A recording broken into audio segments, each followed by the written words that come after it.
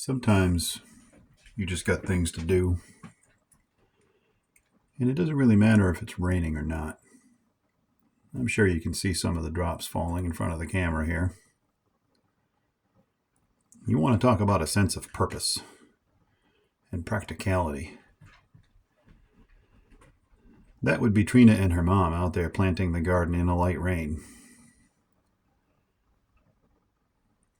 I may have been giving her a little grief about that, and her answer to me was, well, the plants have got to be watered anyway, don't they?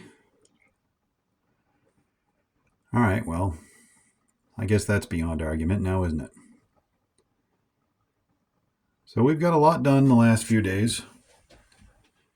Those fresh brown stripes that you see are 8 yards of loam and, I don't know, 1.5 yards of aged cow manure, all mixed in.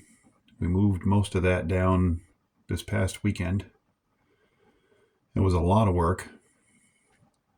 Most I've been able to do in quite some time, and I feel great. I don't know what they're planting.